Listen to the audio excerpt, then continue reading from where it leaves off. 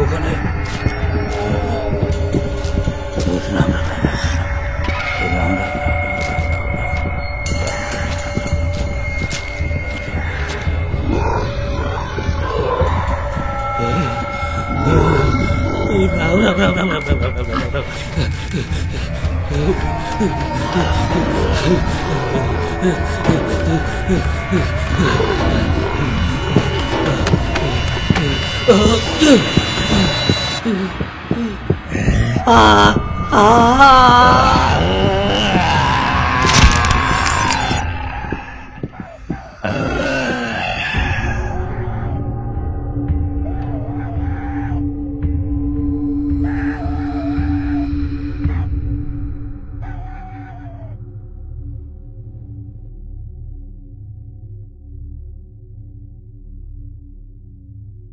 বিভা ক্যাফেতে আজ আপনাদের জন্য আরও একবার কালীগুণিনের গল্প। কালীগুণিন চরিত্রটির সঙ্গে যাঁরা পূর্ব পরিচিত নন তাদের জন্য বলি, সৌমিকদের সৃষ্ট ক্ষুরোধার বুদ্ধিসম্পন্ন এই কালীগুণিন চরিত্রটি প্রথম জনসমক্ষে আসে ভূতভূতুম ফেসবুক সাহিত্য গ্রুপে এবং বলাই বাহুল্য যথেষ্ট জনপ্রিয় হয়। এরপর 2019 এপ্রিলে বিভা পাবলিকেশন থেকে পুস্তক আকারে সর্বপ্রথম প্রকাশিত হয়, নাম কালীগুণিন ও 6 রহস্য। কালীগুণিনের কিস্তিমাত নামে এই বছরেও প্রকাশিত হয় একটি বই। এর আগে আপনারা বিভা ক্যাফেতে শুনেছেন কালীগুণিন ও কানাউলার ফাঁদ গল্পটি। আজকের গল্প কালীগুণিন ও দেবতার মণি। আজকের গল্পের শেষে আপনাদের জন্য একটি বিশেষ ঘোষণা থাকছে। গল্প শোনার পাশাপাশি যারা গল্প পড়তে ভালোবাসেন তাদের জন্য থাকছে সুখবর। আজকের গল্পটি কিঞ্চিত দীর্ঘ হওয়ায় গল্পটি আপনাদের 2টি পর্বে শোনাব। আজ থাকছে প্রথম পর্ব। আজকের গল্প পাঠে তমাল, বিভিন্ন চরিত্রে নিহারেন্দু, দেবদত্ত, অন্বেষ, পূজা, অনন্যা এবং তমাল। সম্পাদনায় সায়ন, প্রযোজনা ও পরিবেশনায় বিভা পাবলিকেশন।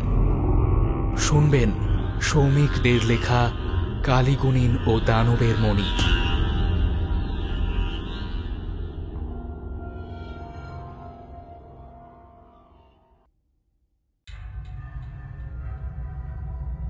আজকে তোমাদের এমন একখানা ঘটনা শোনাতে চলেছি যে কথা তোমাদের কারোরই বিশ্বাস হবে না, হওয়ার কথাও নয়। গোটা গাঁ জুড়ে সেবার যে মারণ উপদ্রব শুরু হয়েছিল এবং তার থেকে উদ্ধার পাওয়ার সময় যে অলৌকিক আশ্চর্য ঘটনার সাক্ষী 5টা গাঁয়ের লোক হয়েছিল, তা বোধ করি রূপকথাকেও হার মানায়। তা সেই কথাই আজ তোমাদের শোনাবো, চুপটি করে শোনো।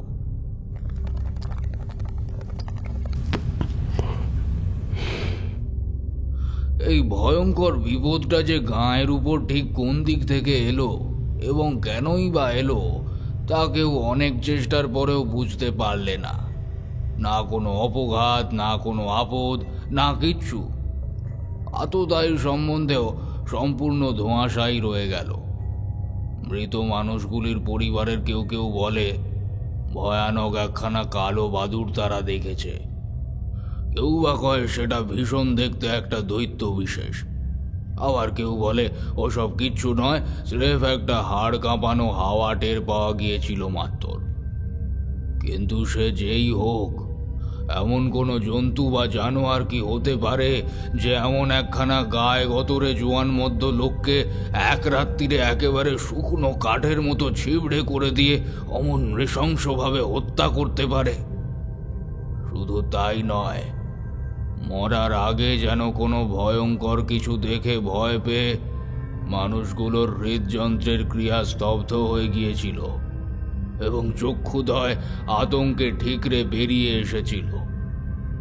তাছাড়া পরপর এলোপাথারি নরহত্যার মতো এত বড় মারণযজ্ঞের পিছনে একটা কারণ অথবা উদ্দেশ্যও তো থাকতে হবে।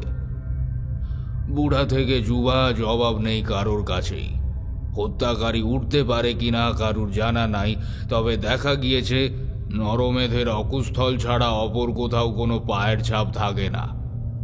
কেবল বদ্ধভূমির খুব নিকটে একজোড়া বাঘের মতো, অথচ বাঘের তুলনায় 5 গুণ বড় থাবার ছাপ পাওয়া গিয়েছে প্রতিবারই।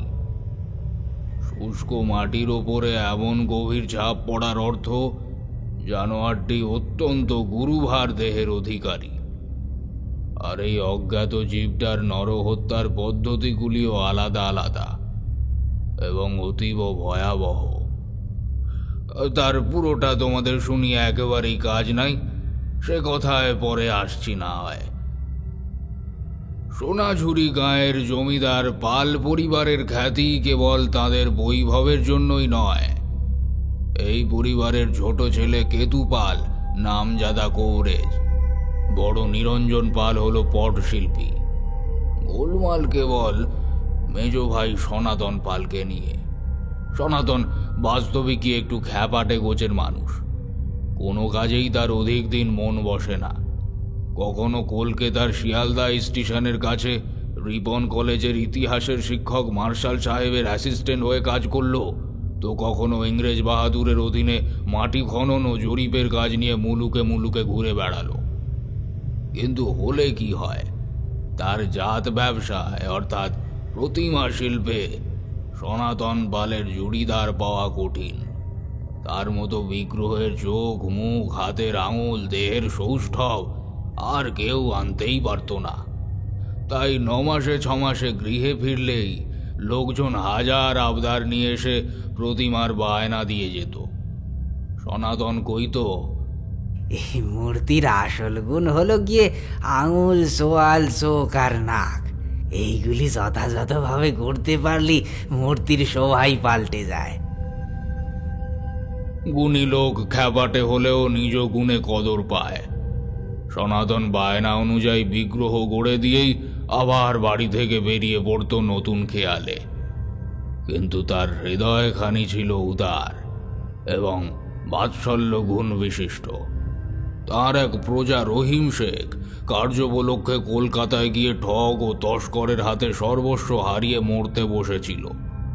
লোকমুখে খবর পেয়ে সনাতন তৎক্ষণাৎ 100-2 টাকা দিয়ে নিজের গোমস্তাকে পাঠিয়ে তাকে উদ্ধার করে আনে।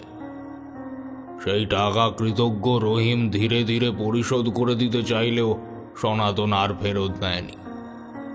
তারপর ধরো সেবার জ্যৈষ্ঠীর শেষ থেকে ভাদ্রের শুরুর হপ্তাহ অবধি সুন্দরবন এলাকায় তাঁবু ফেলেছিল স্বয়ং জেলা ম্যাজিস্ট্রেট ম্যাক্সওয়েল সাহেব এবং একদল ভূবিজ্ঞানী। সাহেবের তত্ত্বাবধানে বাধা অঞ্চলের মানচিত্র তৈরির কর্ম চলছিল নিখুঁতভাবে। ভূবিজ্ঞানীরা আগুনের তাপ ভরা বেলুনে চেপে আকাশপথে গাঁ, জঙ্গল, নদী, নালা, ক্ষেত, খামার, বন, মহাবন সব কিছুর ছবি আঁকছিলেন। তাই সোনাঝুরি গাঁয়ের উপর দিয়ে উড়বার সময় এক গোরা সাহেবের বেলুন কিভাবে যেন ফুটো হয়ে যায় এবং আছড়ে পড়ে গাঁয়ের মাটিতেই। সাহেব ভয়ানক আহত হন, কিন্তু সনাতনের 7 দিনের অক্লান্ত সেবাতে সে যাত্রা তাঁর প্রাণ রক্ষা হয়। অত্যন্ত খুশি হয়ে সাহেব তাকে ইচ্ছে মতো অর্থ পুরস্কার চেয়ে নিতে বলেন, কিন্তু সনাতন হাসতে হাসতে অর্থ অথবা অন্য পুরস্কারের বদলে ওই ফুটো বেলুনখানাই চেয়ে নেয় গায়ে স্মৃতি করে রাখবে বলে। সাহেব হো হো করে হেসে তক্ষুনি সেখানে উপহার দেন সনাতনকে। পরে সাহেব নিজের তাঁবুতে ফিরে এই নির্লোভ অথচ সুশাসক মানুষটির গপ্প সকলকে শুনিয়েছিলেন। যাই হোক, গাঁয়ে একটি ঘরে রানীবালা নামের এক রূপসী বিধবা তার 2 কন্যাকে নিয়ে বাস করত। এই রানীবালার পূর্বজীবনের একটি ইতিহাস ছিল। রানীর বিবাহ হয় কাঁকড়াঝোড়ার বিমল পরামানিকের সঙ্গে, কিন্তু বিবাহের 3য় বৎসরেই স্বামী হারায় সে। বাপের ভিটেতে ফিরে এসে কিছুদিন থাকাকালীন পাশের তালুকের হরিধন তোপদার রানীকে তার 2 কন্যা সহ বিধবা বিবাহ করে এবং ঠিক 9 মাসের মাথায় সর্পাঘাতে জীবন হারায়। এই অবধি প্রতিবেশীরা কিছু বলেনি, কিন্তু তৃতীয়বার যখন গাঁয়েরই ছেলে বিনয় তার প্রেমাকাঙ্ক্ষী হয়ে পড়ে এবং একদিনের বৃষ্টিতে ভিজে প্রবল জ্বরে প্রাণ হারায়, তখন গাঁয়ের লোকেরা একেবারে ক্ষেপে উঠল। তারা ঠিক করল যে এই রানী আসলে এক বিষকন্যা, এর উপরে কোনো অপদেবতার কুনজর রয়েছে এবং একে বাঁচিয়ে রাখলে এই ডাকিনীর কুহকে আরো অনেক পুরুষের প্রাণ নষ্ট হবে। লোকজন দল বেঁধে যখন রানীকে তার 2 কন্যা সমেত পিটিয়ে মারতে যাচ্ছে, তখন সনাতন উপস্থিত হয়ে তাদের নিরস্ত করে। সনাতনকে সকলে সত্য সত্যই ভালোবাসত, তাই তার কথার উপরে কেউ আর কথা কইল না। রানীকে তারা ছেড়ে দিল বটে, কিন্তু এক ঘরে করে রাখল। রানীওয়ালাকে কেউ প্রকাশ্যে বিষকন্যা বললে সনাতন বড় বিরক্ত হতো। সে কইত, ঈশ্বরের সৃজন করা কোনো প্রাণীকে এইভাবে হীন করতে নেই, ছোট করতে নেই। ওরা অসহায় কিন্তু বড় বিশ্বস্ত। সরল মনা সনাতন যতই বিশ্বস্ততার দোহাই দিক, গায়ের 1-8 জন কিন্তু এ নিয়ে আড়ালে ব্যঙ্গ রসিকতা করতে ছাড়ত না। রানীবালা আর মেজকুমারের মধ্যে কিছু আছে দেখো। আরে না, না হলে কবেই পটল তুলতো। মেজকুমার দিব্যি পরাণ নিয়ে বেঁচে রয়েছে যখন, তখন বুঝতে হবে ওদের মধ্যে হাদিও সব। যাক সে কথা, কি যেন বলছিলাম। হ্যাঁ, তা একদিন এই সনাতন সারা রাত্রির ধরে বায়নার ঠাকুর গড়বে বলে নিজের নদী পাড়ের কারখানাতেই রাতে রয়ে গিয়েছিল। সনাতনের কারখানার আশেপাশে গায়ে গায়ে অনেকগুলি প্রতিমা গড়ার কারখানা, সবকটিতেই পুরোদমে কাজ চলছে। সামনেই বিশ্বকর্মা এবং দুর্গাপূজা, তাই এই 2 মাসে ভীষণ ব্যস্ততা থাকে কুমারটুলিগুলিতে। সনাতন কুমার হলেও জমিদার তো বটে, এবং সেই সঙ্গে একটু আদ্রু পাগলামিও তার রয়েছে। তাই তার কারখানাকে কারখানা বললে সে ক্ষেপে যেত। তাতে নাকি তার মর্যাদার হানি ঘটে। বিদেশিদের নকল করে সে কইত স্টুডিও। ভীষণ শৌখিন ছিল সনাতন। কারখানার প্রতিটা কোণা একেবারে ঝকঝকে তকতকে করে রাখত। দামি দামি সরঞ্জাম, মূল্যবান রং প্রভৃতি দিয়ে তার স্টুডিও চালাতো। তো যেদিনের কথা বলছি, সেদিন ভোরবেলায় সনাতন বাড়ি ফিরেই শয্যায় শুয়ে পড়ল।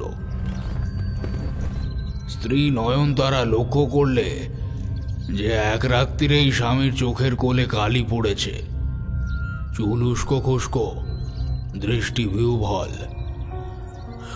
নয়নতারা ভাবলে রাতের পর রাত জেগে ঠাকুর গড়ার ফলেই অমন হয়েছে বুঝিবা। সেও ঠিক করলে যে কাল বড় ভাজকে বলে বট ঠাকুরকে দিয়ে স্বামীকে বকুনি খাওয়াবে, যাতে এভাবে রাত না জাগে। কিন্তু সেসব কিছুই হলো না। সনাতনের ঠিক কি হয়েছে তার মর্মান্তিক আভাস পাওয়া গেল দিন কতকের মধ্যেই। সেদিনের পর থেকে সনাতন সব সময়ই কেমন যেন আনমনা হয়ে থাকে। খায় দায়, নিয়ম করে কারখানাতেও যায়, মূর্তিও তৈয়ারি করে, কিন্তু সর্বদাই যেন একটা ঘোরের মধ্যে থাকে। অধিক কথা কয় না, হাসে না, এমনকি নয়নতারার সাথে অবধি আগের মতো হাসি ঠাট্টা করে না। এই সেদিনও স্ত্রীকে উসখুস করে কি একটা বলবো বলবো করেও বলল না। এই পরিস্থিতিতে একদিন সনাতন নিজের কারখানায় মূর্তি করছে। হঠাৎ বাইরের কাঠের কপাটে কড়া নাড়ার শব্দ শোনা গেল। এই সময় সাধারণত কেউই আসে না এইখানে। সনাতন একটু অবাক হয়ে দরজা খুলে দিল এবং চমকে উঠল। দরজা পেরিয়ে ঘরে ঢুকেছে এক ভীষণ দর্শন পুরুষ। পরনে কাপালিকের ন্যায় বসন, কপালে ভস্য মাখা, হাতে একখানি মানুষের অস্থি, দৃষ্টি অতি ভয়ানক। সেই ব্যক্তি সনাতনের দিকে একটু সময় চেয়ে থেকে নিজের দক্ষিণ হস্ত প্রসারিত করল কিছু চাইবার ভঙ্গিতে। সনাতনের রক্ত জল হয়ে গেল। সে পরিষ্কার বুঝতে পারছে কাপালিক তার কাছে কি চাইছে। সে অন্যদিকে চোখ ভিড়িয়ে নিয়ে কাঁপতে থাকলো। কাপালিক তা লক্ষ্য করে গম্ভীর কণ্ঠে বললে, শোনে রে পাপিষ্ঠ, যে মনির সন্ধান তুই বাদ পেয়েছিস, সেই মুনি আমি বৎসরের পর বৎসর উন্মাদের ন্যায় খোঁজে বেরিয়েছি। তার সন্ধানে সন্ধানে আমি প্রাচীন পুরাণের গ্রন্থের যেখানেই ওটির উল্লেখ রয়েছে সেইখানেই ছুটে গিয়েছি।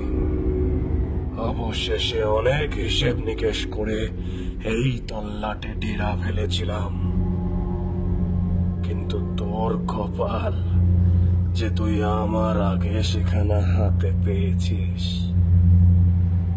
আমার জ্বর সর্বত্র, তাই তুইও লুকোতে পারিসনি। তবে তোর সাধ্য নাই অমনি রক্ষা করার। আমি কাপালিক চিত্রক। আমার ক্ষমতা যে ঠিক কতখানি তার সম্বন্ধে তোর মতো ক্ষুদ্র সংসারী মানব কোনার কোনো ধারণাই নেই। তোকে ঠিক 3টি দিন সময় দিয়ে যাচ্ছে। তৃতীয় দিন মধ্যরাত্রে আমি আসব। সেই দিন যদি ওই মুনি আমার হাতে না পাই, তবে তোর সংসারের সঙ্গে সঙ্গে তোর গোটা তালুককে আমি জ্বালিয়ে পুড়িয়ে খাক করে দিয়ে যাব। ওই জিনিসখানা হাতে পেলে আমি গোটা বিশ্বের অধিপতি হব। আরো শোন, এই মুনির আসল মালিক এটি খুঁজতে বেরিয়েছিল। আমি তাকে বন্দি বানিয়ে নিজের ডেরায় আটক করে রেখেছি। ঠিক 3টি দিন স্মরণ রাখিস। এই বলে চিত্রক বেরিয়ে গেল। সনাতন ভয়ে চিত্তবিকারে ঠক ঠক করে কাঁপতে কাঁপতে বসে পড়ল। চিত্রক কে, কতটুকু তার শক্তি তা সনাতন জানে না, কিন্তু অমন নৃশংস চাউনি, অমন হিংস্র স্বর কোনো সাধারণ মানুষের হতেই পারে না। আর তাছাড়া এই মণিটির মালিককে বন্দি বানিয়েছে এই পাষণ্ড কাপালিক। এও কি সম্ভব? সনাতন দোটানায় পড়ে ছটফট করতে লাগলো। কিছুদিন আগে সে দৈবাত এই মণিটি আবিষ্কার করে এবং আরো দৈবাত সে এই মণির আশ্চর্য গুণও জেনে ফেলেছে। আর সেই কারণেই সে বেশ জানে এই দিব্য বস্তু শয়তানের হাতে পড়লে পরিণতি হবে অতি মারাত্মক। তার এবং তার পরিবারের জীবন যায় যাক, কিন্তু এত বড় প্রমাদ সে কিছুতেই ঘটতে দেবে না। আজকের মধ্যেই কোনো গুপ্ত স্থানে অথবা কোনো বিশ্বস্ত কারুর কাছে এটি লুকিয়ে রাখতে হবে। কিন্তু কার কাছে? চিন্তা করতে করতে হঠাৎ তার মস্তিষ্কে বিদ্যুৎ খেলে গেল। উপায় হয়েছে। যোগ্য বিশ্বাস্ত ব্যক্তি এবং স্থান পাওয়া গিয়েছে। পরদিবসে মূর্তি গড়ার সময় চোখ পড়ল বেড়ালটার উপরে। এমনিতে পটুয়া পাড়াতে বেড়ালের কিছু কমতি নাই। ডাই করা খড়, বিচুলি, মাটি, কাগজ আর কাপড়ের স্তূপের মধ্যে হাজারে হাজারে ইঁদুরের বাসা হয় এবং তাদের খেয়ে ক্ষুণ্ণিবৃত্তি করবার জন্য বাসা বাঁধে অসংখ্য বেড়ালের দল। কিন্তু এই বেড়ালটা যেন একটু আলাদা। জুলজুল করে চেয়ে চেয়ে মূর্তি গড়া দেখে, সনাতনের পায়ে পায়ে ঘোরে, এমনকি এই কদিনের মধ্যে সে খেয়াল করলো বেড়ালটা তার পিছু পিছু বাড়িতেও হাজির হয়েছে। সনাতন পশু পাখিকে বড় স্নেহ করত, তাই সে বেড়ালটাকে তাড়ালো না এবং 2-3 দিনের মধ্যেই ওটার উপস্থিতি সম্পূর্ণ ভুলে গেল। 3 দিন কেটে 4র্থ দিনের মাথায় সনাতন নিশ্চিত হলো যে ওই কাপালিক আর আসবে না সম্ভবত। এলেও সনাতন না বললে মণিখানার সন্ধান সে কোনো মতেই পাবে না। কিন্তু মন যতই আশ্বাস পাক, সনাতনের সবসময় মনে হতো যে কোথাও থেকে যেন একজোড়া চোখ তাকে প্রতিনিয়ত লক্ষ্য করে চলেছে। অন্যদিকে চিত্রক কাপালিক কাক ভরে নিদ্রা থেকে উঠেই দেখল পায়ের কাছে তার পাঠানো বেড়ালটা দাঁড়িয়ে রয়েছে। সে শুধলো, কি খবর এনেছিস বুমলা? মনের হদিশ পেয়েছিস? বুমলা মানুষের কণ্ঠে জবাব দিল, এখনো পাচ্ছি না মালিক। সে হতভাগা কোথায় যে লুকিয়েছে বুঝতে পারছি না। তন্ন তন্ন করে খুঁজছি।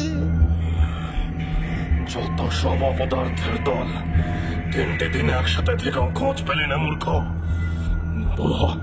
দূর হ আমার সম্মুখ থেকে। আমাকে 3 দিন সময় দিন মালিক, আমি 3 দিনের মধ্যেই বের করে দেব। না না না, 3 দিন নয়, মাত্র 1টি দিন সময় দিলাম। যদি আজও খোঁজ না পাওয়া যায় তবে সনাতনকে এমন ভীষণ শাস্তি দেব যে ও বেঁচেও মরে রইবে। মন দিয়ে শোন, এইভাবে আর লুকিয়ে লুকিয়ে মনি খোঁজা সম্ভব নয়। এই 1 দিনের মধ্যে খুঁজে পেলে উত্তম, নয়তো পরের দিন যে কোনো উপায়ে তুই নিজের মুখের লালা ওর খাবারে বা পানিয়ে মিশিয়ে দিবি, যেভাবেই হোক। তারপর যা করার আমি করব। তোর লালা ওর শরীরে প্রবেশ মাত্র আমি কুণ্ডক পুষ্প যজ্ঞে বসবো, আর তারপর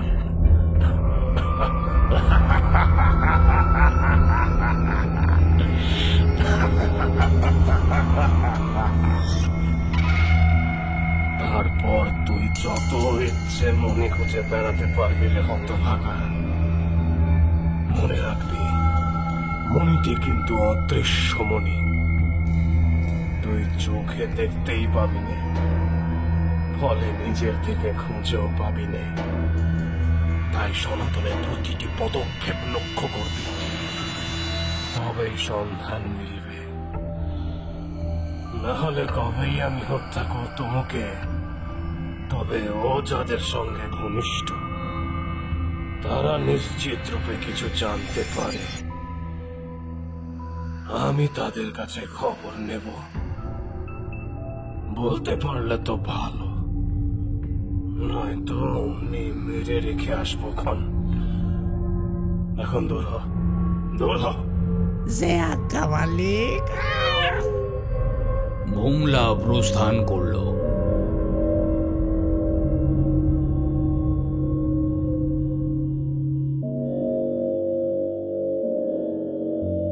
একদিন সময় দেখতে দেখতে অতিবাহিত হয়ে গেল, কিন্তু বুমলা সনাতনের কোনো কাজে কর্মে মনির টিকিটিরও সন্ধান পেল না। পরদিবস সকাল থেকেই চিত্রকের আজ্ঞা মতো সে ফাঁক খুঁজতে আরম্ভ করল সনাতনের খাদ্যে বা পানীয়ে নিজের মুখের লালা মিশ্রিত করবার। কিন্তু সে সুযোগও কিছুতেই হলো না। নয়নতারা স্বহস্তে অন্ন পাত্র সাজিয়ে হাত পাখা নিয়ে স্বামীকে আহার করায়, স্বহস্তে জল গড়িয়ে দেয়। এর মাঝে কোনো সুযোগই নাই সেসবে মুখ দেওয়ার। আবার সনাতনের নিদ্রার সময় নিঃসাড়ে গিয়ে তার ঠোঁট চেটে আসারও তেমন সুবিধা নাই, কারণ এখন সে আর কারখানায় শয়ন করে না এবং নয়নতারা স্বামীর সাথে শয্যা গ্রহণের পূর্বে দৌড় এঁটে শোয়ে। বুমলা তককে তককে ঘুরতে লাগলো। একদিন সনাতন কারখানায় বসে নিজ হস্তে বিগ্রহের পোশাক সেলাই করছিল। কাপড় চোপড় রাংতা সূচ সুতো নিয়ে সদ্য বসেছে, এমন সময় কি যেন হুড়মুড়িয়ে পতনের শব্দ হলো। সনাতন ধড়মড় করে উঠে গিয়ে দেখে কে যেন তার কারখানার সরঞ্জামগুলি ছড়িয়ে ছিটিয়ে মাটিতে ফেলে দিয়েছে। সন্দিগ্ধ চিত্তে সেগুলি যথাস্থানে রেখে সনাতন আবার কাজ নিয়ে বসল। বেশ কিছুটা সময় পার হয়েছে। হঠাৎ তার একটা অদ্ভুত অনুভূতি হলো, কেউ যেন তার জিভটা ধরে টানছে। সামান্য পরেই হাতে পায়েও একই রকম করতে লাগলো। সঙ্গে বুকের বাম দিকটায় প্রচন্ডভাবে বেদনা হতে শুরু করলো। বিদ্যুৎ বেগে উঠে দাঁড়িয়ে পড়া মাত্র সনাতন বুঝতে পারলে যে সে পক্ষাঘাতের শিকার হয়েছে। জিভ অসাড় হয়ে আসছে, হাত পা বেঁকে যাচ্ছে, বুকটা ফেটে যাচ্ছে। কিন্তু ওই অবস্থাতেও সে এঁকে বেঁকে দৌড়তে শুরু করলে গৃহের পানে। এবং সেই সঙ্গে পটুয়া পাড়ার বাকি কারিগরেরাও তাদের প্রিয় মেজ কুমারের সেই অবস্থা দেখে পেছনে পেছনে এক রাশ দুশ্চিন্তা নিয়ে দল বেঁধে চলতে থাকলো। বাড়ির দাওয়ার কাছে এসে সনাতন আছাড় খেয়ে পড়ে গেল। নয়নতারা এবং বাড়ির প্রতিটি মানুষ হায় হায় করে বেরিয়ে এসে তাকে তুলতে গেল। মেজকর্তা, মেজকর্তা, আপনার কি হলো মেজকর্তা? আপনি অমন করছেন কেন? মেজকর্তা, কি হলো তোমার? অমন কেন করছো? কি সর্বনেশ হলো আমার? কেউ একটু এসে দেখে যাও না, গোনার কি হয়ে গেল? কেন এমন করছেন উনি? কি সর্বনেশ হলো আমার? বড় কুমার কাঁদতে কাঁদতে বলল, তনু, কি হয়েছে তোর? ঈশ্বর, এই তোর গা এমন ঠান্ডা হয়ে গেছে কেন? কিরে, কথা কইছিস না কেন তুই? সনাতন বহু ক্লেশে জড়ানো কণ্ঠে উপস্থিত প্রজাগণ এবং পরিবারের উদ্দেশ্যে কেবল এইটুকুই বললে, কি বলছো? কি বোঝা যাচ্ছে না।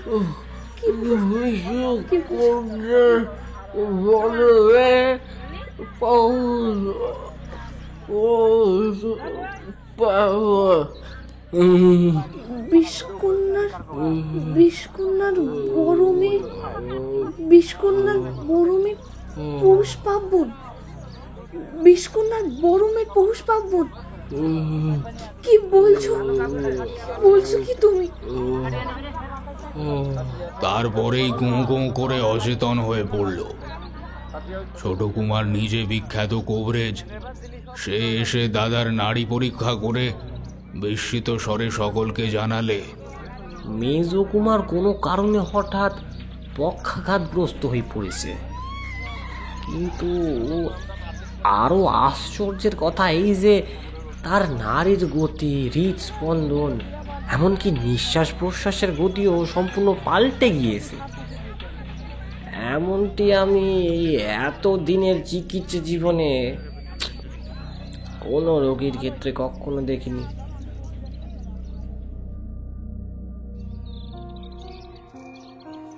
পরদিবস প্রভাতেই মেজ কুমারের সম্বিত ফিরল দেখে বাড়ির এবং তালুকের প্রতিটি মানুষ স্বস্তির নিঃশ্বাস ফেলল। কিন্তু স্ত্রী নয়নতারা প্রথম টের পেল স্বামীর পরিবর্তনটা। সনাতনের খাওয়া দাওয়া বদলে গিয়েছে, কারুর সঙ্গে কোনো কথা কয় না। আর সবচেয়ে আশ্চর্যের ব্যাপার হলো, সে সারাদিনই এখানে ওখানে কি যেন হাতড়াতে থাকে, যেন সে অসুস্থ হওয়ার পূর্বে কোথাও কিছু একটা রেখেছিল, কিন্তু অসুস্থতার পরে স্থানটি ভুলে গিয়েছে এবং তন্ন তন্ন করে তার হদিশ করে চলেছে। দিন দুই পরে নয়ন তার বড় ভাজ এবং ঠাকুরপোকে ব্যাপারটা জানালে, কিন্তু তারা কইল, না বুদ্ধিমণি, ও তোমার ভ্রান্তি বই তো নয়। দাদার উপর যে শারীরিক ক্লেশ গিয়েছে তারই ফলে সামান্য বাতুলতা দেখা দিয়েছে। হ্যাঁ, অমন ঢের চিকিৎসা আমি করেছি। সদর থেকে সাহেব ডাক্তার আনাচ্ছিখন, দেখবে এক দাগ ওষুধেই রোগ পালিয়ে যাবে।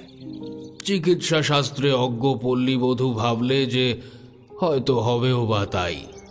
মনকে সান্ত্বনা দিলে যে মানুষটাকে ভূতেও পায়নি, বায়ুর রোগেও ধরেনি, কেবল শারীরিক অস্বাস্থ্যের জন্যই অমনটি করছে। রোজই প্রায় 10-12 জন রায়ত ঘুরিয়ে ফিরিয়ে কুমারকে দেখতে আসে। তা সেই দিন দ্বিপ্রহরে 2 জন প্রজার সঙ্গে মেজকুমারকে দেখতে এলো গাঁয়ের বৃদ্ধ মাঝি শক্তিনাথ, এবং শয়নকক্ষে পা দেওয়া মাত্র সে শিউরে উঠল। খরচক্ষে শায়িত সনাতনের দিকে চেয়ে সে কইল, তবে যে তোরা বললি মেজ কুমারের অসুখ করছে, অসুখ বিসুখ কোথা, এ যে বড় সর্বনাশটাই উপস্থিত হয়েছে। হায় ঈশ্বর! যাতে পাটনি হলেও এই জ্ঞানবৃদ্ধকে জমিদার বাড়ি সহ প্রতিটি মানুষ যার পরনাই মান্য করত। বড় কুমার নিরঞ্জন অবাক হয়ে শুধল, অসুখ নয়, তবে কি হয়েছে তনুর? শক্তিনাথ জোরে জোরে মাথা নেড়ে বললে, অসুখ নয়, অসুখ নয়, মেজ কুমারকে কিছুতে ধরেছে। এ লক্ষণ আমি কিছু কিছু বুঝি। ঘরে ঢোকাইস তক এখনো দেশে ভাবে সারা হচ্ছি। ভগবান, এ আপনি কি বলছেন খুড়ামশাই? তবে এর বিহিত কি, নিদান কি?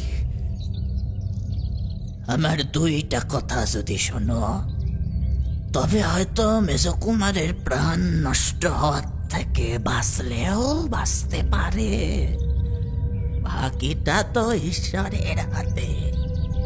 প্রথম কথা হলো, কেবলমাত্র নিজের পরিবারের লোক ব্যতীত কাউকে কুমারের কাছে আসতে দেওয়া চলবে না। এখানে বিড়ালকে বাইরে ঘুরঘুর করতে দেখেছি, তাকেও তাড়াতে হবে। এই কক্ষে আজ থেকে কুলুপ দিতে হবে। আর দ্বিতীয় কথাটি হলো, একজনকে একখানা খবর পাঠাতে হবে। ঠিকানা লিখে দিচ্ছি, আমার নাম করে পত্র দাও। হাজি।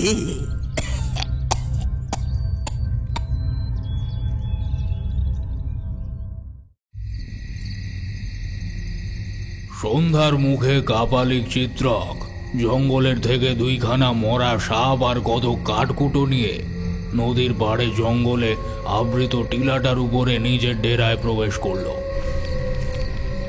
তার ডেরাটি কিন্তু আর 10 জন গড়পড়তা তান্ত্রিকের বা কাপালিকের মতো নয়। আচমকা চোখে পড়লে হৃৎপিণ্ড ধড়াস করে ওঠে। মূল গুহার বাইরেটায় দক্ষিণ দিকে সারি সারি নরমুণ্ড কাঠের খুঁটির আগায় গাঁথানো রয়েছে, এবং সেগুলি বেশি দিনের বাসি নয়। একটি বৃক্ষের গুঁড়ির কাছে এও স্ত্রীর যত সামগ্রী, সিঁদুর পাত্র, শঙ্খ বলয়, প্রবাল বলয়, লাল পেড়ে শাড়ি ইত্যাদি ডাঁই করে রাখা আছে। গোটা কতক মৃত হরিণ দড়ি পা করে ঝোলানো রয়েছে বাঁশের জাম গাছের শাখায়, তাদের মাথায় সিঁদুরের টিকা। এগুলি চিত্রকের যজ্ঞের উপাচার। গুহার বাম দিকে ঝিমুচ্ছে একখানা সাদা রঙের হাতি, তার কপালেও রক্তবর্ণ তিলক কাটা। সব শেষে গুহার একেবারে পিছনের দিকে এক স্থানে চক্রাকারে আগুন জ্বলছে, এবং সেই অনল চক্রের মধ্যস্থলে বসে রয়েছেন একজন পুরুষ, দশাশয় চেহারা, এবং এক নজরেই বোঝা যায় যে তার দেহে বিলক্ষণ বল রয়েছে। কিন্তু কোনো ক্রমে চিত্রক তাঁকে ওই হুতাসনের বেড়ার মধ্যে আটকে রেখে দিয়েছে। চিত্রক সেই আগুনের গুণ্ডির সামনে এসে তার উদ্দেশ্যে ব্যঙ্গপূর্ণ স্বরে কইল, কি আচার্য, আজ আর বেরোবার চেষ্টা করনি তো? করেও সুবিধা হবে না তত। যে গণ্ডিতে তোমাকে আমি বেঁধেছি তা ভাঙার সাধ্য তোমার নাই। মনের সন্ধান আমি 2-1 দিনের মধ্যেই পেয়ে যাচ্ছি। ততদিন শান্তভাবে আমার অতিথি হয়ে থাকলে না হয়। একবার মুক্তি পেলে তুমি আমাকে বধ করার চেষ্টা বিলক্ষণ করবে। তাই মনি আমার হস্তগত না হওয়া অব্দি তোমাকে বন্দী হয়ে রইতে হবে।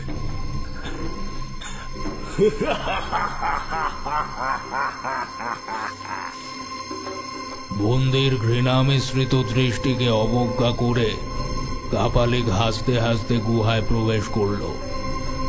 সনাতনের সাথে যতগুলো সম্ভাব্য মানুষের ঘনিষ্ঠতা ছিল, তাদের কারোর কাছেই মণিটির হদিশ না পেয়ে প্রত্যেককেই এই কয়দিনে পৈশাচিকভাবে হত্যা করেছে সে। রক্ত শুষে খেয়ে শুষ্ক কাঠের ন্যায় মরাগুলির মাথাগুলি কেটে এনেছে। গায়ের লোকেদের মধ্যে প্রচন্ড আতঙ্ক ছড়িয়ে পড়েছে। বাকি কেবলমাত্র 2 জন। একজনের নাম সনাতন নিজেই করেছে, বিষকন্যা বলে পরিচিত রানীবালার বড় মেয়ে ললনা, আর দ্বিতীয় জন স্বয়ং নয়নতারা। আজ একজনের প্রাণ হরণ করবে চিত্রক। গুহায় প্রবিষ্ট হয়ে কাপালিক একখানা স্ফটিকের গোলক বার করে অস্ফুটে কি যেন বলে উঠল, আর গোলকের মধ্যে পরিষ্কার দেখা গেল রানীবালার মেয়ে ললনাকে। চিত্রক সরু চোখে সেদিকে কিছুক্ষণ তাকিয়ে বজ্রগম্ভীর কণ্ঠে চিৎকার করে বলল, সহসা চিত্রকের সামনে বাতাসে ভেসে থাকা অবস্থায় দেখা দিল এক অতি ভয়ঙ্কর দর্শন প্রেত মূর্তি। মুখমণ্ডল কঙ্কালসার, ধারালো দাঁতের সারি মশাল দণ্ডের স্বল্প আলোতেও চকচক করছে। প্রকাণ্ড আকারের দেহ, পায়ের আকৃতি অবিকল বাঘের ন্যায়, কিন্তু তুলনায় অনেকখানি বড়। তার অগ্রভাগে বাঁকানো নখের সারি। লামা একজন ডুংরি পিশাচ। যে সকল মানুষেরা বহু মানুষের সমবেত হিংস্র আক্রমণে চরম যন্ত্রণা পেয়ে মৃত্যুবরণ করে, তাদের মধ্যে কেউ কেউ দোষ পেলে ডুংরি পিশাচে পরিণত হয় এবং এই প্রেতজনি থেকে মুক্তি লাভের জন্য হন্যে হয়ে ঘুরতে থাকে। এরা ভয়াবহ, হিংস্র এবং নৃশংস হয়। এদেরকে প্রেত লোকের আতঙ্ক বলা হয়ে থাকে। গুপ্ততন্ত্রের শ্লোকে এদের বর্ণনায় বলা হয়েছে, ডোঙর তথা ডুংরি পিশাচ হইল সকল পিশাচকুলের মধ্যে সর্বাপেক্ষা সহিংস। ইহাদের দেহাবয়ব প্রতি ক্ষেত্রেই জান্তব স্বরূপ হইয়া থাকে। ইহাদের দর্শন মাত্র নিশ্চিত মরণ প্রমাদ উপস্থিত হয়। ইহাদের গতিবিধি জলে, স্থলে, অন্তরিক্ষে সর্বত্র অবাধ। তো যাই হোক, এই চিত্রক এই লামাকে মন্ত্র প্রভাবে বশ করে নিজের অধীনে আনে এবং নিজের বাহন রূপে নিযুক্ত করে। একমাত্র চিত্রক ব্যতীত ত্রিভুবনের অপর কেউ তার পিঠে চাপতে সমর্থ নয়। অপরাপর কেউ মনের ভুলেও সেই চেষ্টা করলে এই হিংস্র পিশাচ তাকে ছিঁড়ে টুকরো টুকরো করে ফেলবে তৎক্ষণাৎ।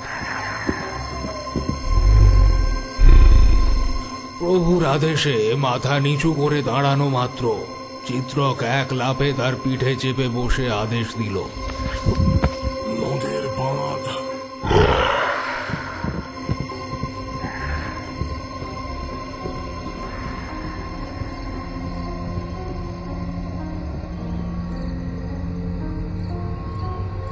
ললনাময়ী সাঁঝের মুখে নদীর ঘাটে জল ভরতে গিয়েছিল, আর সবার জল নেবার সময় তারা জল নিতে পারে না। এমনিতেই তাদের মায়ের বড় দুর্নাম, তাই আবার মেজকুমার অসুস্থতার ঘোরে তাদের নাম করায় বড় উৎপাত উপস্থিত হয়েছে। হাজারো জবাবদিহি করতে হয়েছে। মাথা নিচু করে 7-5 ভাবতে ভাবতে গৃহের দিকে এগুতে গিয়ে চোখ তুলতেই মনে হলো বাঁদিকে ঝোপটার কিছুটা উপর থেকে স্যাঁত করে কি যেন একটা কালো ছায়া মূর্তি সরে গেল। ললনার শরীর ভয়ে কাঁটা দিয়ে উঠল। একলা মেয়ে মানুষ এই সন্ধ্যাকালে জল আনতে এসেছে, কোনো দুষ্ট লোক দুষ্ট মতলবে লুকিয়ে থাকতে পারে, কিংবা যদি লোক না হয়। ললনা হাঁচড় পাঁচড় করে ভরা কলসি নিয়ে দৌড়তে আরম্ভ করলো।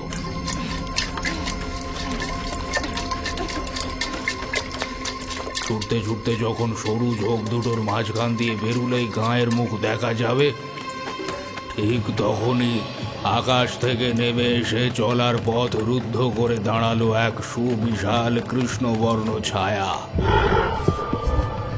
ললনা প্রচণ্ড আতঙ্কগ্রস্ত হলেও প্রথমে আলো আধারের হেতু লামার আসল স্বরূপের পুরোটা বুঝতে পারেনি, কিন্তু যখন অন্ধকার চোখে সয়ে এলো তখনই ভয়ানক বুক ফাটা চিৎকার করে ললনা মাটিতে আছাড় খেয়ে পড়ে গেল।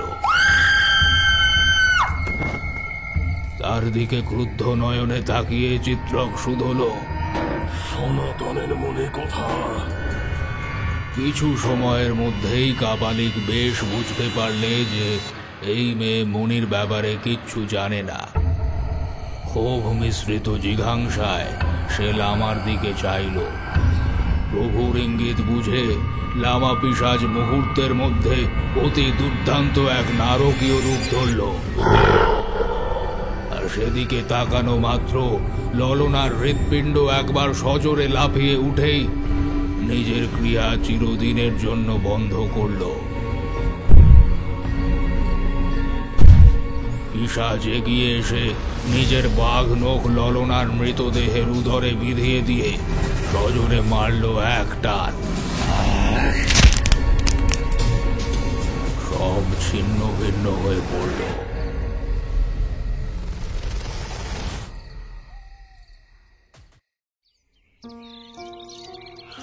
রানীবালার প্রতি যতই বিরাগ থাকুক, তার কন্যার এই অপঘাতে কিন্তু প্রজারা যুগপৎ আতঙ্কিত এবং ব্যথিত হয়ে পড়ল।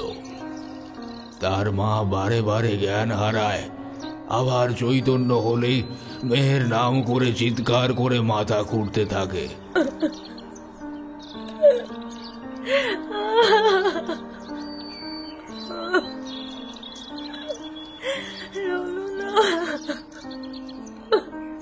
সেই দিন মধ্যাহ্নে কারুর মুখে অন্ন জল রুচল না। এক ভীষণ অমঙ্গল থাবা বসিয়েছে গ্রামে, হয়তো এই আহারই শেষ আহার, এই মনে করে প্রত্যেকে অর্ধমৃত হয়ে পড়ল। বিকেলেও অবধি কেউ গৃহের বাইরে বেরুল না।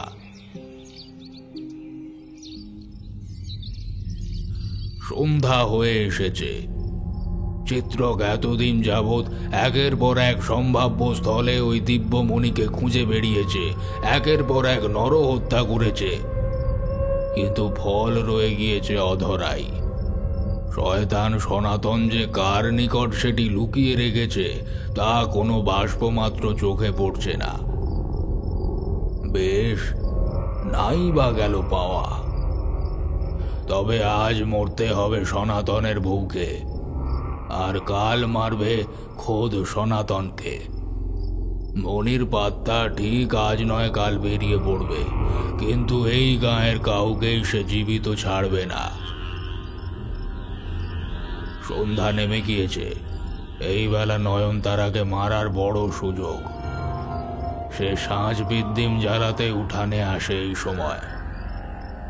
কাপালিক স্ফটিকের গোলকটি বার করে বিড় করে মন্ত্র পড়া মাত্র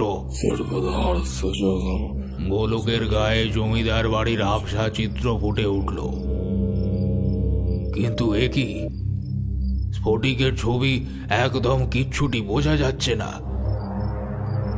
শুধু জমিদার গৃহের ছাতের ন্যাড়া চিলে কোঠার উপরে একটা তীব্র আলোর পিণ্ড দেখা যাচ্ছে, সেটি নড়াচড়া করছে।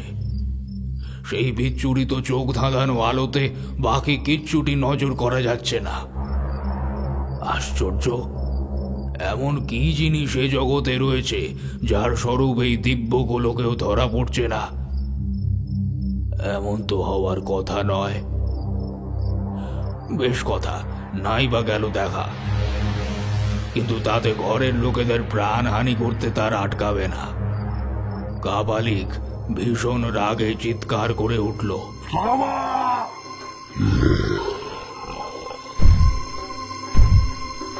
পিশাচকুলের বিভীষিকা, প্রেত লোকের সর্বাপেক্ষা কুটিল ও ভয়াবহ সত্তা ডুংরি পিশাচ লামা তার প্রভুর নির্দেশে দাঁত কিড়মিড় করে ছুটে চলল জমিদার বাড়ির সর্বনাশ ও সব অংশে নির্বংশ করার পৈশাচিক অভিপ্রায়।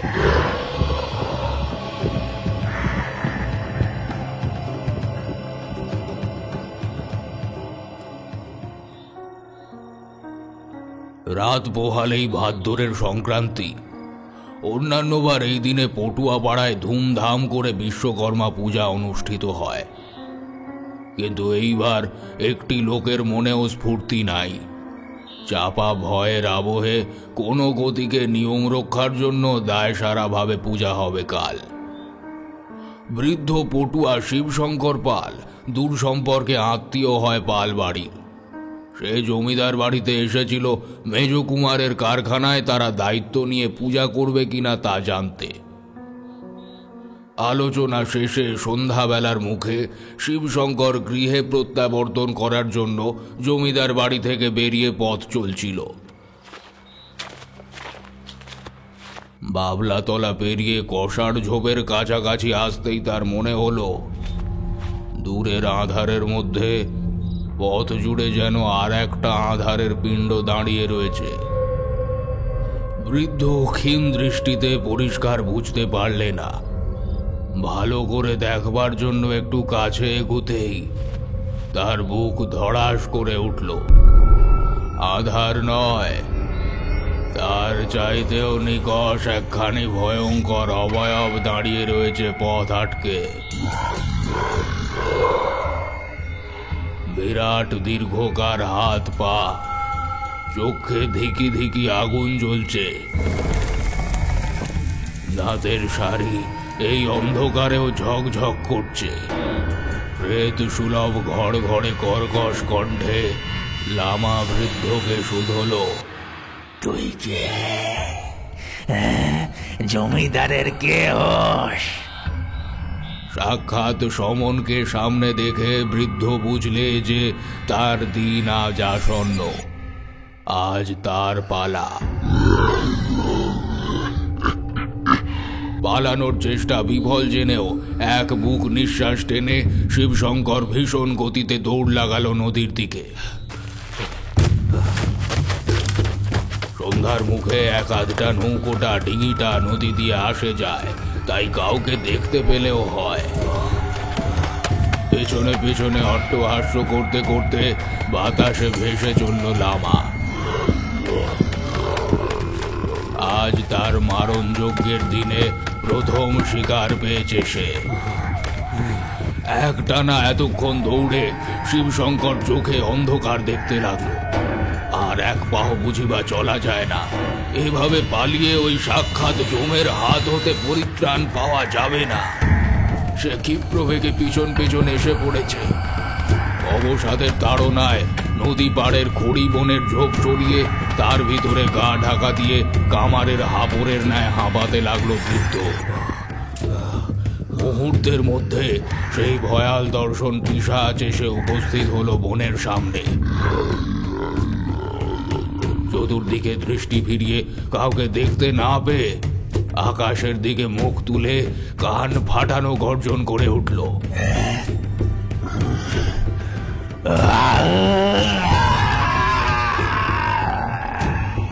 কিন্তু কুটিল পিশাচের মায়ায় সেই শব্দ তার দিক থেকে না এসে জঙ্গলের অপর দিকের থেকে ধ্বনিত হতে লাগলো। লামা বাতাসে নাক তুলে ঘ্রাণ নিতে লাগলো।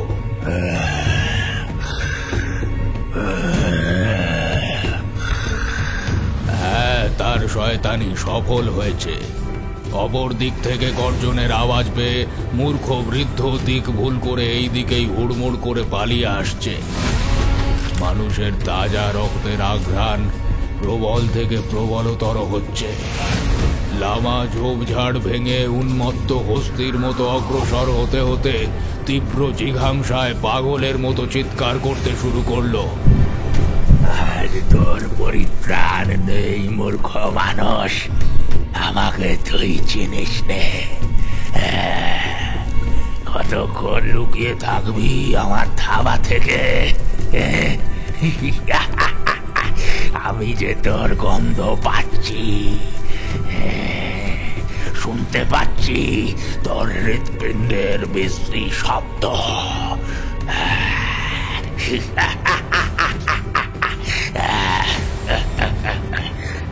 আমার হাত থেকে তোকে তোর ইষ্ট বাঁচাতে পারবে না আজ।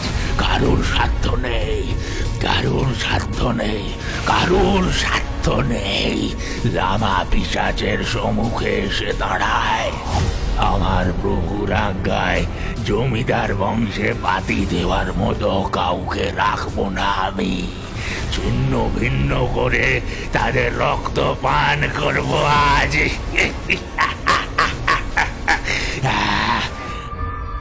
আমি কেবলমাত্র একজনেরই অধীন, একজনেরই, তার নাম ব্রাহ্মণ, নাম কালীপদ মুখুজ্জি, নিবাস রায়দিখরা।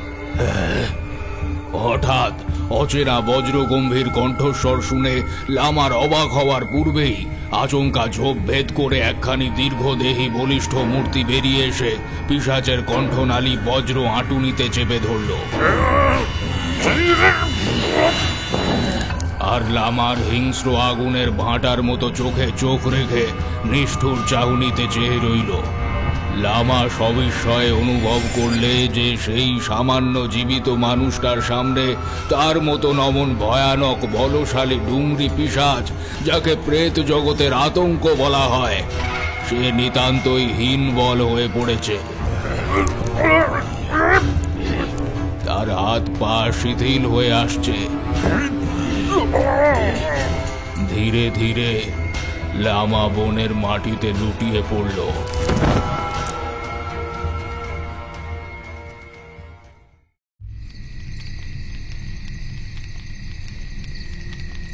লামাকে জমিদার বাড়ির দিকে প্রেরণ করে চিত্রক বসেছিল নিজের মৃত দীক্ষাগুরু বজ্রপাণির ধ্যানে। হঠাৎ ধ্যান ভেঙে গেল চিত্রকের। শঙ্কিত চিত্তে চিত্রক তার সম্মুখে গোলক দর্পণটি স্থাপন করে লামার নাম করে ডাক দিল। লামা, একবার, লামা, দুইবার, লামা। তারপর পাগলের মতো ডাকতেই থাকলো, লামা, লামা। কিন্তু গোলকে কারুর প্রতিচ্ছবি ফুটে উঠল না। লামা, লামা, লামা। পিশাচটা যেন সম্পূর্ণভাবে ত্রিভুবনের থেকে নিশ্চিহ্ন হয়ে গিয়েছে। প্রচণ্ড ক্রোধে চিত্রক দাঁতে দাঁত চেপে রইল। তার নাসাগ্রভাগ প্রসারিত সংকুচিত হতে থাকল। মনে মনে ঠিক করল, কাল সংক্রান্তি, শাস্ত্র মতে কোনো শুভ কার্যে হাত দিতে নাই ওই দিন। পরের দিন পয়লা আশ্বিন পড়া মাত্র সে সনাতনকে সহ সমস্ত প্রজাদের বধ করে 100 রাজার ধন মণিটি যে কোনো উপায় ছিনিয়ে নিয়ে আসবে।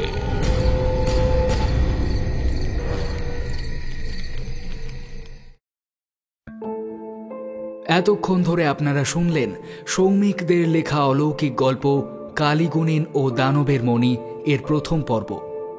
গল্পের শুরুতে পুস্তক প্রেমীদের সুখবর দেব বলেছিলাম, দিয়েই ফেলি। বিভা পাবলিকেশনে শুরু হয়েছে আপনাদের প্রিয় লেখকদের বেশ কিছু বইয়ের প্রি বুকিং। জনপ্রিয় সাহিত্যিক সায়ন্তনী পুততুণ্ডর কয়েকটি ছোট বড় অলৌকিক গল্প দিয়ে সাজানো বই এড়ানো যায় না। এছাড়াও লেখক অভিক মুখার্জির ঐতিহাসিক গল্প দিয়ে সাজানো মৌন মগধে এবং লেখক অনিরুদ্ধ সাউয়ের জনপ্রিয় গোয়েন্দা চরিত্র গোপা গোয়েন্দির দ্বিতীয় বড় গল্পের সংকলন মায়াবী মারিচ। আপনারা এই বইগুলির স্যাম্পল রিড করতে চাইলে আমাদের মেল করতে পারেন। মেল আইডি পাবেন ডেসক্রিপশন বক্সে। এখানেই শেষ নয়, প্রি বুকিং শুরু হয়েছে আতঙ্কের 2 কিংবদন্তি ত্রিজিৎ করের ঝুমনি এবং অঙ্কুর বরের রঙ্কিনীর। ভূতভূতুম সাহিত্য গ্রুপে যারা নিয়মিত পাঠক তারা জানেন ঝুমনি এক পৈশাচিক অপদেবতার আখ্যান। 7 বছর পর সে আবার ফিরছে, আরো ভয়ঙ্কর, আরো পৈশাচিক এবং আরো নৃশংস হয়ে। কোন ভয়ঙ্কর ভবিতব্য অপেক্ষা করে আছে ধুলো চড়ার মানুষদের নিয়তিতে তা জানতে গেলে পড়তেই হবে ঝুমনি। আর রঙ্কিনী গল্পটি দেবী রঙ্কিনীকে নিয়ে রচিত এক অলৌকিক গল্পকথা। এই কাহিনীর পরতে পরতে রহস্য আর ভয়, রাজা রানী প্রেত পিশাচ ডাকিনী গন্ধর্ব তো রয়েছে, সেই সাথে রয়েছে দেবী রঙ্কিনীর আলোকোজ্জ্বল উপস্থিতি। অতীতের স্মৃতি ভেদ করে বর্তমান সময়ে উঠে আসা এক অলৌকিক গাথা, যা গুলিয়ে দেয় মাইথোলজিক্যাল হরর ফ্যান্টাসির সংজ্ঞা। কি লোভ লাগছে তাই তো? তাহলে আর দেরি কেন, ঝটপট প্রি বুক করুন আর পেয়ে যান লেখকের সাইন কপি সহ আকর্ষণীয় ছাড়। প্রি বুক শুরু হয়ে গিয়েছে, লিংক দেয়া হলো ডেসক্রিপশন বক্সে। বিশদে জানতে দেখে নিন বিভা ক্যাফের কমিউনিটি পোস্ট। প্রতিবারের মতো আবারও বলি, আমাদের অডিও স্টোরি আপনাদের ভালো লাগলে সাবস্ক্রাইব করুন আমাদের চ্যানেল বিভা ক্যাফে, এবং সবার আগে আমাদের লেটেস্ট ভিডিওর নোটিফিকেশন পেতে প্রেস করুন রিং বেল আইকনে। আর অবশ্যই আপনাদের ভালো লাগা খারাপ লাগা আমাদের জানান এই গল্পের কমেন্ট সেকশনে। কালীগুণিন ও দানবের মনির অন্তিম পর্ব নিয়ে হাজির হব আমাদের পরবর্তী নিবেদনে। গল্পের পর অনেকটা বকবক করলাম আজ, এতক্ষণ ধৈর্য ধরে শোনার জন্য আপনাদের অনেক ধন্যবাদ। সব শেষে বিভা ক্যাফের তরফ থেকে সকল শ্রোতা বন্ধুদের জানাই শুভ দীপাবলির অনেক অনেক শুভেচ্ছা। ভালো থাকুন, সাহিত্যে থাকুন, শুভরাত্রি।